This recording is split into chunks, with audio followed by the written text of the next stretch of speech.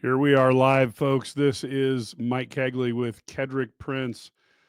Boy, folks, this is just one of those days. Illinois gets a ninth victory in a game that was up and down and just darn near crazy. But the bottom line is when it counted in the second half, they stepped up and shut the door on Northwestern. Maybe not as solidly as we'd like, didn't shut it in their face. Maybe they said, you want to get out of the way and nicely shut it. But nonetheless, Illinois 9-3 for the first time since 2007, kid. It's nice to see. You're right, Mike. It wasn't like we wanted it to be. It wasn't nails and your hair done and your white beater t-shirt on, flexing your muscles kind of performance. But a win is a win. That's the way you have to look at it. I'm not going to be overly dramatic. If there was only one negative, giving up 28 points to them. That's the only negative. They made some adjustments and they went to prevent defense or whatever and went to a zone. But the bottom line is they have 9 wins. I can also say I know Brett Bielema has learned over the years when he was at Wisconsin, he would continue to throw the ball, run the score up. This is a new man. He's an older guy who's wise. He knew the game was going to be won. They just ran the ball. They could have threw the ball and probably scored 2 more touchdowns. So respect to him. The end of the day, it's a win. Just like we go back to that Purdue game when they won by 1 or 2 points, it's still a win. So it wasn't pretty. They got the W. They're 9-3. A lot of good things happen. Records with Pat Bryant and Lawfrey, they just look really good, just rushing the football all around. I mean, yeah, Lawfrey 172 yards, 14 yards on an average, which was just nice to see. So it's a win. They're 9-3. I'm sure we're going to talk about the other games that went on today, but right now this is a time to celebrate the trophy.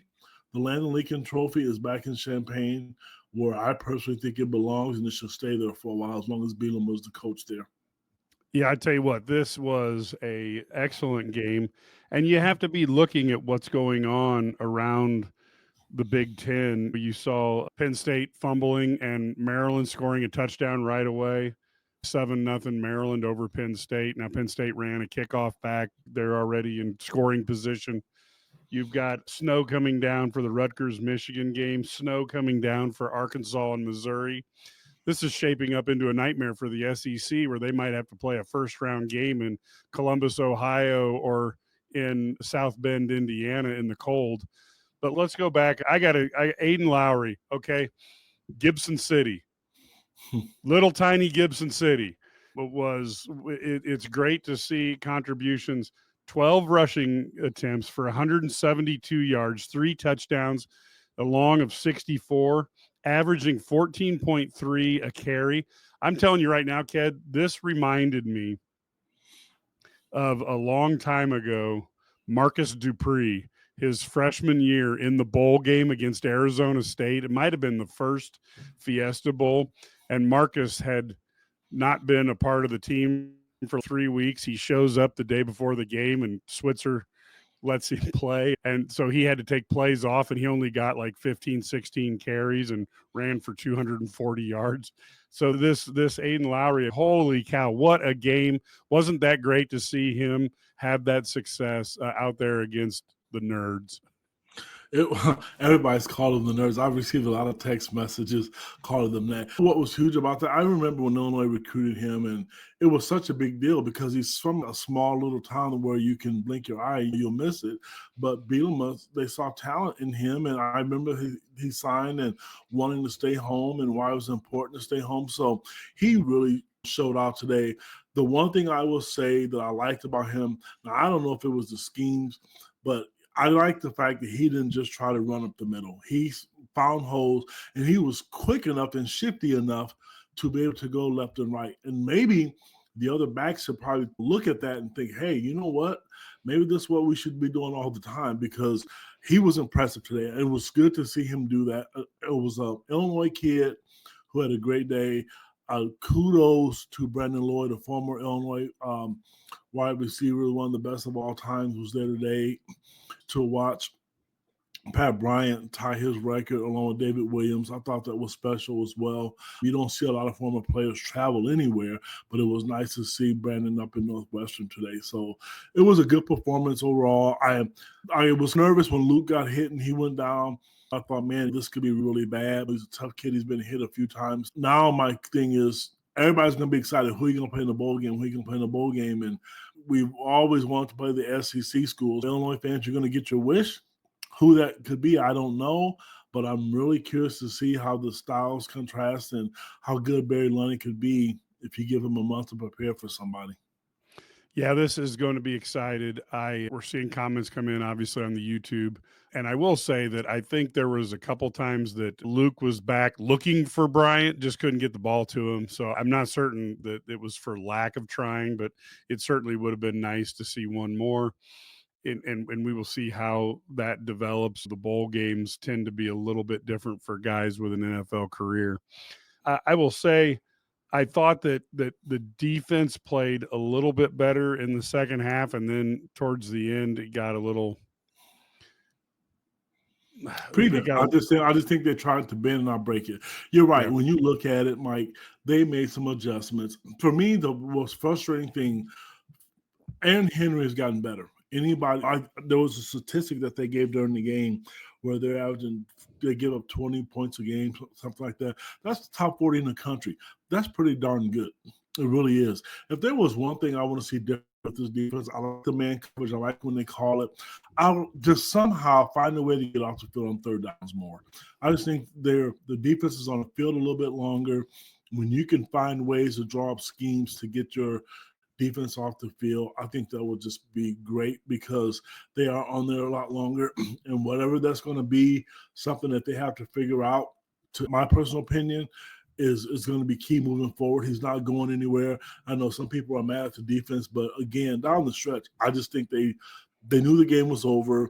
They were not trying to get hurt and get injured because you don't want to do that, because Seth Coleman got hurt one of the last few plays at Rutgers, and I saw the play when it happened. He just ran and fell on his own shoulder. Trying to avoid injuries, I'm sure that has something to do with it as well, as why the score is what it is. Yeah, and I look at it as this was a heck of a game.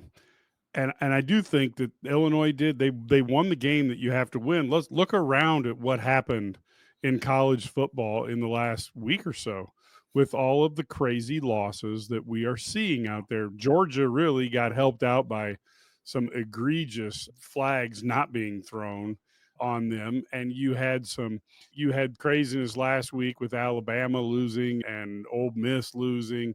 Illinois would have been very easy to go out and find a way to choke this game and end up at 8-4. This team was so close. If Illinois had won one more, Illinois would have potentially been in that conversation at 10-2 for the CFP. I'm not saying they would make it in, but with their number of victories over teams that were ranked at the time they played, they would have had that opportunity.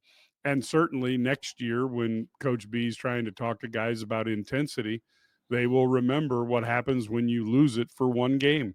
And that's on Illinois for not playing Right. as intensely and effectively as they could have against Minnesota. And that's why I have little sympathy for the 3 lost teams in the SEC. I don't care how great your conference is. Don't lose to a 6-5 Oklahoma team that's probably the worst Oklahoma team in the last 25 years. And Alabama. Well, we could say the same thing about Michigan, because we know Ohio State, that's one of the worst Michigan teams in recent memory, and they got beat at home today. Another team you can talk about where the tide is changing, Wisconsin. They honestly, they don't have 6 wins, and that's the first time in 22, 23 years, I believe, that they're not going to a bowl game. All the negative things that we want to talk about. Take a step back and look at what happened today. You're Ohio State and who you are, and then you lose at home. You only score 10 points to Michigan. Here Illinois is sitting at 9-3. In the Minnesota game, they just, whatever reason it happened, but if they pull that out, they're 10-2 as well. And I know Brett Bielema was not going to win Coach of the Year in the Big Ten. It's too bad Indiana had a season the way they did, because I think he deserves it. Illinois is a respectable team now. You have to play Illinois, when you put the uniform on, both trophies, they're back where they belong. I just really like to see them continue to recruit, get better, and the transfer portal, open up your pocketbooks, whatever needs to happen. Keep this team going moving forward. I've said on a number of these shows, Mike, the reason Illinois is competitive is because of the NIL. And they're not on the level of Oregon, Ohio State, Michigan, and Penn State. We've talked about that. But now they don't have to go out and just say, I have to somehow try to convince a kid who's going to go to Oregon or to Georgia to believe in my program. You know what? You can do that, but then if you have a couple of dollars that you can give a kid legally, it makes it more attractive. So it's a great time for the entire athletic program, not just the football program. They're all competitive and they're all doing really well. And so I'm really curious to see how this ball thing is going to play out. Yeah, I do think, look, bottom line is Illinois is really just a few players away from breaking through. And Brett Bielema is a good enough coach and he has a good enough staff that he doesn't need $20 million to make a run at a CFP. Now, I'm sure he'd love $20 million to make a run at the CFP, but this guy can coach well enough that he doesn't need the money that a Ryan Day needs to fall short. Now, as you look at this game, of course, we got to see Pat Bryant just force a will touchdown. Zachary Franklin with a couple really good catches. I don't know that they'll play in the bowl game. We'll have to see. But boy, that was a fun season with those two wide receivers. Almost took me back to the Mike Martin, David Williams days. Mike, it was a special season for both guys. Bryant had 70 yards today. Franklin had 54 yards today. Dixon, the freshman, had 38 yards. For the teams to tell you that doesn't adjust, that didn't happen before. His teams always ran the ball. You always had a 150-yard rusher. Now it's with offensive coordinator Barry Lunny Jr., it's kind of 50-50, but this running attack is not the strength of this team. And I respect the fact that they made adjustments, throwing the ball a little bit more because you had two of the best receivers in the country on your side. Yes, and look, I think there's an opportunity with what they have coming back. The wide receivers, they may not be that level, but you got some talent that's in that room with Dixon sitting there, and you've obviously Elzy has been dinged up here at the end of the season. That's some talent coming back, and then with the portal, you have opportunity to do more as well. So I think there's a lot coming back. This team is good. One of the things that comes down is uptick in high school recruiting. Ked, maybe you can talk a little bit, but to me, it looks like each year there's been a little bit of an uptick.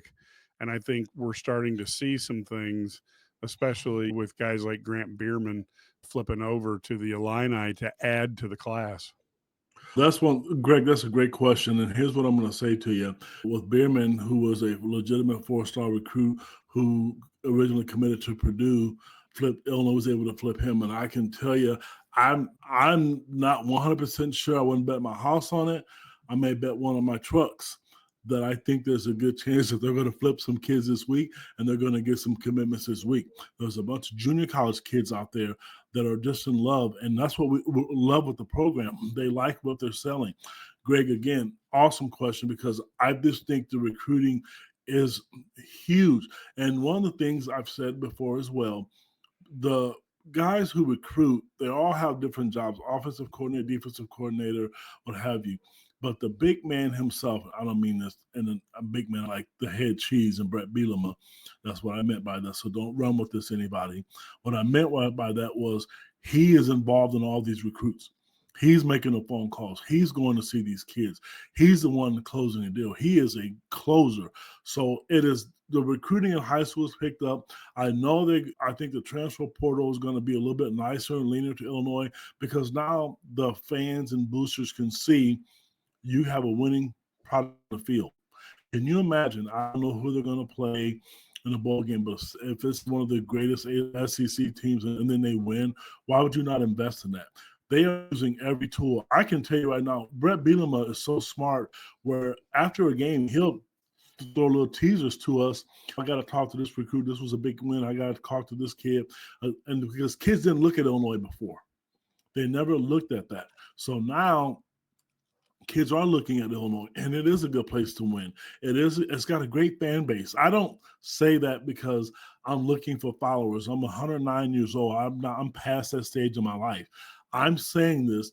Illinois has one of the most passionate fan bases. You could go on Twitter or X, whatever you want to call it, and if somebody leaves Illinois out for anything nationally where they know the fans know they should be there, I can guarantee it 99% of the time I'll go in that thread and Illinois fans going to be there speaking up for their program because they know that they deserve to be there. Some guy had a top 25 basketball program out yesterday and didn't have Illinois in it, but had a UConn still in it.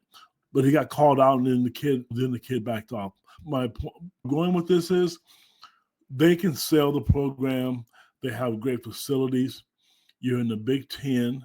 No matter what part of the country you're in, your family is going to be able to see you play, whether it be on Peacock, whether it be on FS1, Big Ten Network, you will have an opportunity to be seen.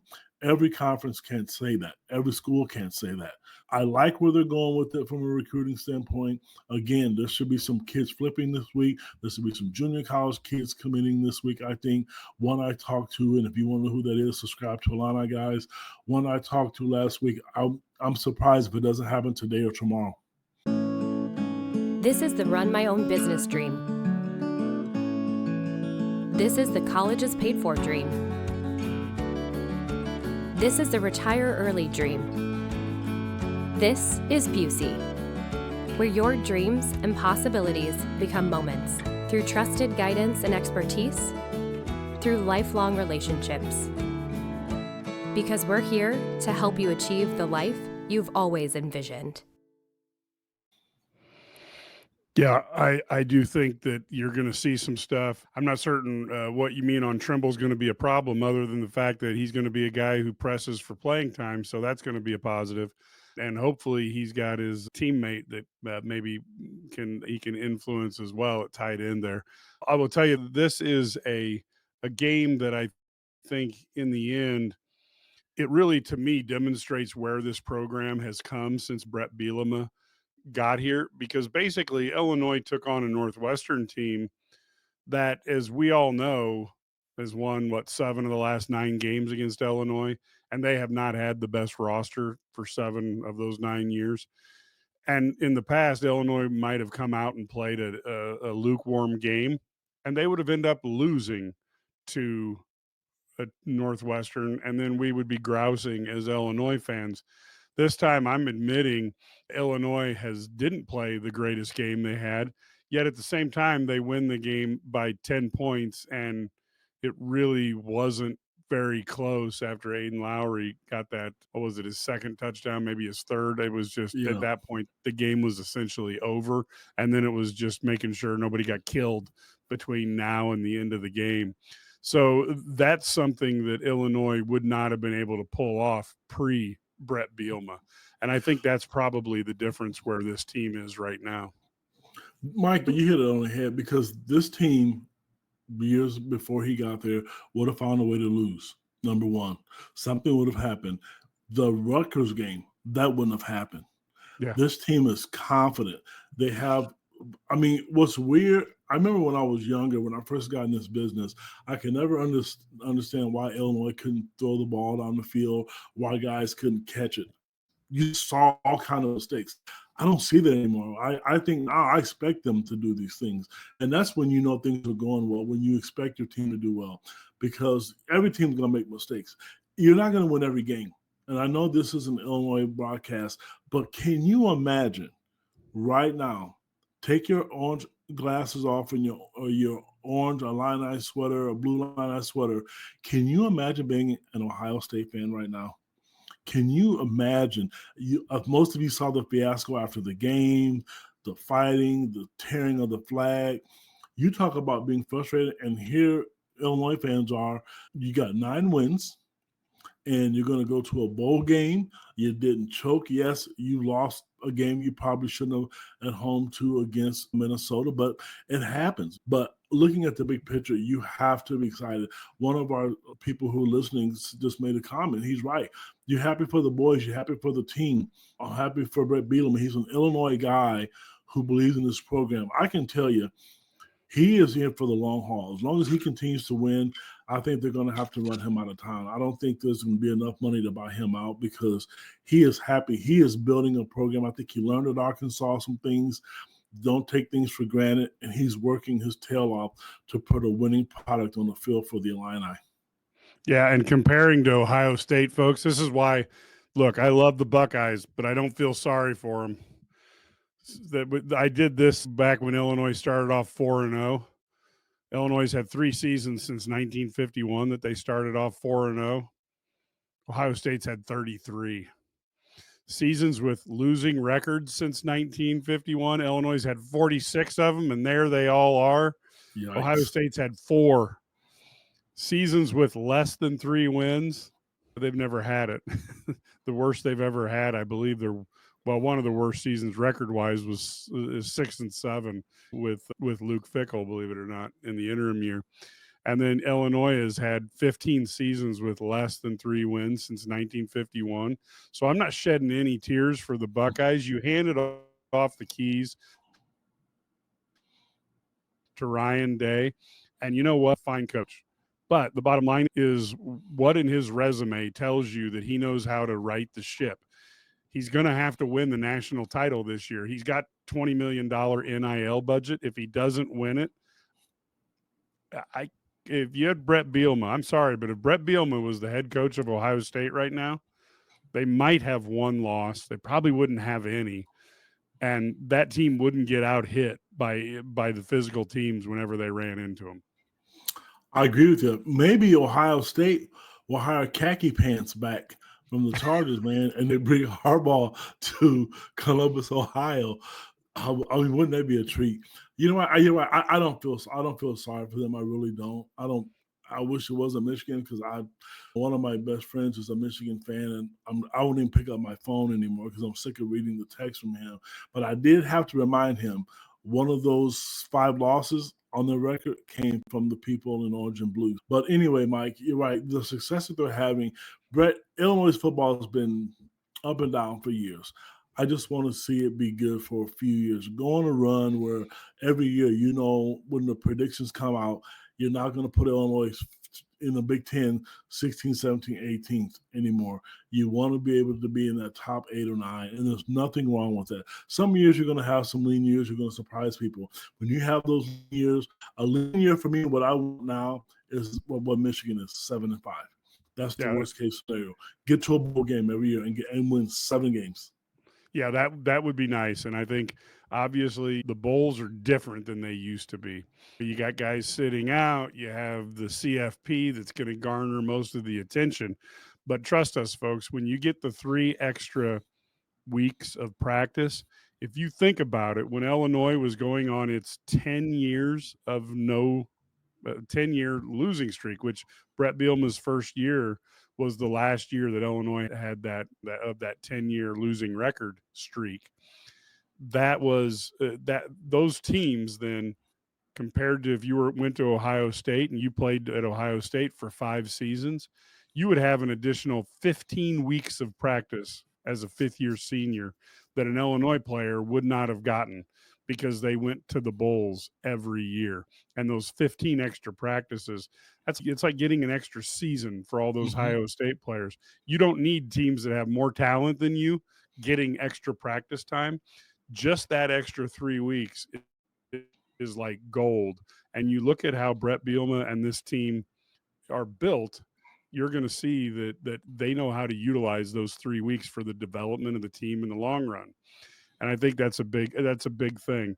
Now, one thing we talked about a little earlier, Jamal, is there's going to be more flips to the Illini. Kedric is one of the guys who's on the inside. You want to follow IlliniGuys.com. This is a great time to join. You can join us with the Black Friday special and get the free Illini Guys tumbler. And then you'll get access to the message board where Ked will give hints and tips about what is going to happen. Now, one of the things you guys have to know is we don't step on a kid's toe. We are not going to sit there and try to announce it before the kid does so that we can get a headline, because these kids, they only have one or nowadays 1 or 2 times that they get recruited like this. We don't want to take the steam out of it, take the fun out of it for them. But if you go onto our message boards, we're not going to put it in the headlines, but there may be you can expect this, or you can expect. That's part of being an IlliniGuys subscriber, and we'd love to have more people here. Again, go to IlliniGuys.com. You can look at the Black Friday deal. It's right up on top of our board. This would be a great week to start your subscription. It is a fantastic deal and only 27 cents a day. Can't really complain about that. And the pricing's good. We haven't raised it at all since then. Kat, any other commitment hints? Like I told you, there was a junior college kid from Iowa that I talked to last week, and one of the things he left off with me, again, I want people to come join us, but he talked to me and basically said that if things go well, he would really like to lock up and to be with Illinois. He may mention too, and I'm not going to throw his name out there yet, one of the things he talked about was Illinois is not afraid to go out to recruit junior college kids. So many people focus on high school and the transfer portal. They're forgetting a lot about the kids in junior college. And this is another angle that the Illinois coaches are taking, because what's nice is if you have a mixture of junior college, high school, and transfer portal kids, the good thing about the junior college kids is that's what they're in players like that, they're bigger and they're able to come in to play right away, and they're not all going to demand high NIL dollars. The way they're going about it, I think, is really smart. I like what they're doing with that route, but there's other kids out there that have committed to schools that Illinois is trying to flip, and you're going to see them, and you're going to start seeing some of these names pop up at some point in time here real soon, and it's going to be really nice to hear. One of the guys' name is Cam Thomas from Westchester, Ohio. If you know anything about Westchester, Ohio, which Illinois fans should in recent days, Cam Thomas, who just named his top 6 schools, which we know, to put it in perspective, his top 6 schools were Oregon, West Virginia, Indiana, Michigan, Kentucky, and Illinois. This is a kid, in my personal opinion, I know Illinois, they're laying out the red carpet for him. He's another great linebacker, and Illinois would love to be able to get him wrapped up as well. So in years past, they wouldn't have kids like that. They didn't have an opportunity to get those kids. They would get offers, and maybe the kid would visit, but you knew darn well that kid was never going to set foot on campus at Illinois. Yeah, the times have changed, and I know I don't know. Jeff talks about that that last touchdown against Indiana, and obviously there's no connective between 2 different games, but yes, sometimes karma can be a bear, and that's just the way it goes. And again, I've been the harshest critic of Ryan Day, not because of him as a person. I think he seems to be a fine, upstanding individual. But the fact of the matter is, when you hire somebody to run the biggest program in college football and you pay him the money, where is the resume of experience that you need when the chips are down? When they got Urban Meyer, and let's face it, Urban at times has some questionable personal history, but I'm talking about him as a football coach. When Ohio State handled him, he had built a program at Bowling Green that was never any good until he got there. Then he went to Utah and rebuilt a program, made it bigger than it had ever been. Then he went to Florida and won 2 national titles. So when he came to Ohio State, he knew what it took to win national titles. He also knew what happened when you get bucked off the horse. He knew how to get back on and get control again. And Ryan Day doesn't have that resume. I, for the life of me, don't know why you would get a coach who hasn't done that. The only exception that I would make that to is a coach like Kirby Smart, who sat at the right hand of Nick Saban for a decade as Nick Saban groomed him to be the next big thing. So certainly when Georgia hired Kirby, to me, that was a totally different set of circumstances. But for the most part, if I was looking for a coach, I want somebody who's been there and done that for a program the size of Ohio State. And unfortunately, every time they've fought a physical team, they've lost to them. Michigan 4 times, Georgia once. And I'm not saying that, again, Ohio State's always 1 or 2 plays from a national title. Right. That's what happens when you spend $20 million a year. But I don't know if they've got the guy who can cash in the chips. But I'll tell you one thing, his back's against the wall right now. And when it comes to this CFP tournament, he's going to want to do everything in his power to win it, because if he doesn't, I'm not certain that loss to Michigan, coupled with not winning the title, coupled with $20 million payroll, might mean the end of him. As well as I do. You look at a school like Illinois, Iowa, who don't have the budget that those schools have, they're saying stuff. They're upset. If you watch the game today and you watch the fiasco after the game, all the coaches on both sides were breaking up the fight, and they showed a camera angle of Day. He just stood there, and I thought he was crying at first, which he probably should be, because, you know, losing to Michigan at home. I mean, you could see the frustration. He never moved. There is a lot of pressure on that man to win games. What? Making a lot of money. He has everything that you need. It's a football school. I don't care how good the basketball program is, or how, when you think of Ohio State, you think of football. And Mike, you know what I just thought about? Can you imagine if they had the Big Ten West this year? Who would be the champions? You know what I'm saying? Think about it. This would have been this. Oregon. Yeah. Huh? Oregon. Yeah. Well, that would have thrown off our system. But if they weren't in it, if it was the traditional, what we had without them getting in, it would have been nice. But anyway, point being here, I don't feel bad for him, like I said to you. I really don't. It's too bad, because he has a lot of money. The school has tons of money. They know that they're always going to have a chance to win. Like, they're going to have a chance to win because they're going to have some of the best players in the country all the time, as well as I do. Nobody's going to feel sorry for Ohio State, Oregon, and Michigan. You're just not going to. Yeah, I totally agree with that. And again, that's one of the things I think that's so important. So we're gonna wrap up here at this time. We're gonna have a later one, be looking out on X, etc., on YouTube, as Matt will be coming up after interviewing coaches and players after this game. Ted and I wanted to give you guys a little bit of a taste of what we thought of the game. Plus, we're Big Ten guys as well. It's just hard not to mention the perspective. And I got to be truthful with folks. It feels like it's a little bit of a new world here as Brett Bielema is starting to elevate the Illini. And I feel like another good season of recruiting and some NIL transfer portal wins, and this Illini team is in a place where they can start changing the long-term view of this program, which until Brett Bielema got here, it was a little bit like the island of misbegotten toys, just broken toys, and that's what Illinois was, and he has changed that around. I did not think a 9-3 was possible this year.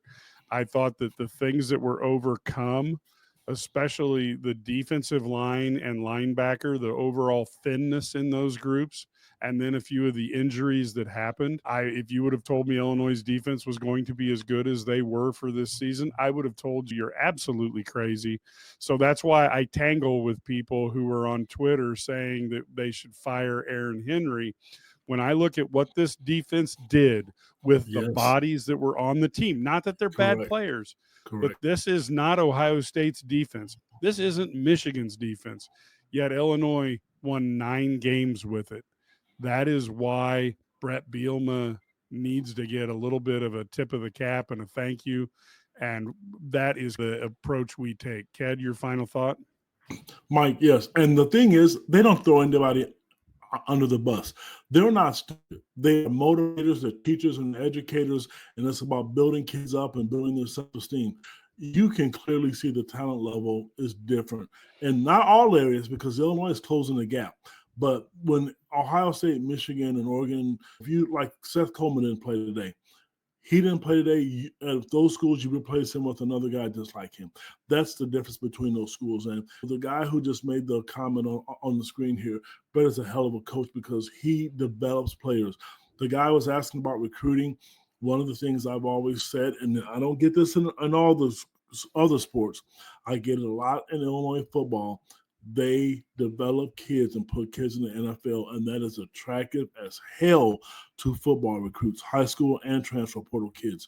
There's a kid on the roster right now. I don't want to say his name because I don't want to put his business out there. A kid, came to Illinois out of the transfer portal, and he starts for Illinois. He had an opportunity to go to another Power 5 school to make more money. He did not take that offer because he thought he had a chance to play at the next level under Brett Bielema and took a $150,000 pay cut, if you want to call it that. I don't want to use the word pay cut, but that's what it really is. He decided to come to Illinois because of Brett Bielema's success of putting guys in the NFL. That is a fact. And some people out there who are listening to this, I know darn well you know who I'm talking about. So having said that matters. And that's another selling point that Brett can use. So I will close with that. Perfect. So, folks, thank you so much for listening. We will be on with Matt, and I'll be on with Matt in a few minutes. It'll probably be the next 30-ish minutes. We will go post-game to get Coach B's thoughts and the players' thoughts after the game. And then, of course, next week will be a little bit of a lighter week, although I am working on a couple guests to have on the Illini. But we, of course, will be back next Friday. So 6 days when you're looking at Illini starting up the season against Northwestern in basketball. And folks, it's just a great time to be an Illini fan. And we certainly thank your support. Remember, if you go over, you want to be a part of IlliniGuys.com, go over there and go ahead and register. Take your 6-day trial. You'll like it. You'll be a fan. Give yourself a nice moniker, get back into the message boards and start talking to other Illini fans and Ked and Brad, Larry, Matt, and myself. It is a ton of fun. And right now with football going into the bowl season, transfer portal, and then you've got basketball going into the season. And then after that's the transfer portal and recruiting. It is a fantastic time to be an Illini fan. Enhance your experience as much as you can with the Illini guys. We would greatly appreciate it. And until we hear you next, go Illini.